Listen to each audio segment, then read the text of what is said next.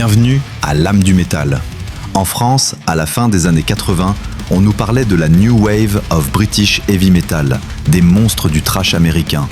Mais dans l'ombre, à Antibes, une force nouvelle était en train de naître, capable de rivaliser avec la brutalité de la scène floridienne, Aggressor. Oubliez tout ce que vous pensiez savoir sur les débuts du death metal français. Aujourd'hui, on réhabilite la vérité. Nous allons explorer comment Aggressor, avec son son unique et ses collaborations légendaires, a écrit l'histoire de l'extrême français. Accrochez-vous, car l'histoire d'Aggressor est celle d'une vision, bien au-delà de leur époque. L'histoire débute en réalité sous le nom de Cataclysme, formé en juin 1985. Un an plus tard, en août 1986, Aggressor est officiellement fondé. Ils sont d'emblée à l'avant-garde du thrash et du death metal en France, aux côtés de géants comme Loud Blast et Massacra. Les premières preuves de leur brutalité arrivent vite. Dès 1986, ils sortent leur première démo, The Merciless Onslaught. Suivront rapidement Rehearsal of Death et Satan's Sodomy en 1987, puis Mixed Rehearsal en 1988.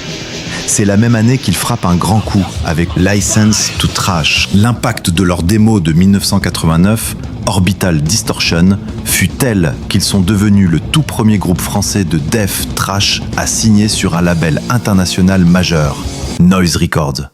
Être sur le même label que Helloween et Kreator, c'était une consécration historique pour la scène nationale. Leur premier album studio, Neverending Destiny, débarque en 1990. C'est une œuvre novatrice, non seulement par son trash death technique, mais surtout par ses textes de science-fiction et son artwork signé Philippe Drouillet. En 1992, avec Towards Beyond, Aggressor passe à la vitesse supérieure. Pensez-y, un groupe français qui s'envole en Suède pour être produit par Corton de Bathory, le créateur du black metal. Le son de l'album porte cette marque d'authenticité, mélangeant audacieusement death metal technique et passages inattendus de musique médiévale. En 1993, Satan's Sodomy sort sous Black Mark Productions.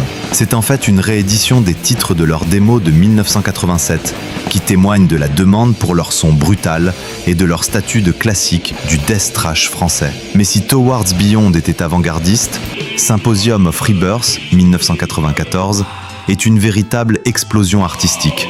Un death metal symphonique avant l'heure. Aggressor n'a pas seulement utilisé des samples, ils ont fait participer les chœurs de l'Opéra Philharmonique de Lyon.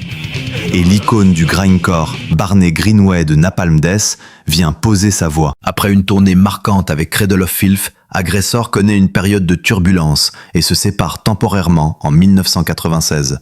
La raison ? Les engagements professionnels d'Alexandre Konin-Token, le cerveau du groupe, qui devient un collaborateur clé pour Black Mark Productions et un démonstrateur reconnu chez Ibanez. Le groupe revient avec Medieval Rights en 1999, confirmant leur penchant pour les expérimentations folk. Puis en 2001, The Spirit of Evil, qui voit la participation de l'immense légende James Murphy, ex-Death, ex-Obituary, ex-Testament. En 2004, la compilation The Merciless Onslaught offre aux puristes une anthologie essentielle en regroupant leurs toutes premières démos, 1986 à 1989. Un document crucial pour comprendre les racines brutes de leur death trash. En 2006, Aggressor sort son dernier album studio, Death Threat, un retour aux sources d'une brutalité implacable. Après Death Threat, le groupe n'a plus sorti de nouvel album studio, mais la flamme n'a jamais faibli. Alexandre Konin-Token relance officiellement Aggressor dès 2011, et pour honorer leur riche héritage, le groupe a offert à ses fans des rééditions et des compilations majeures, Satan's Sodomy of Death et Rebirth 2018, en passant par les box sets comme The Order of Chaos 2020 et The Arrival 2021.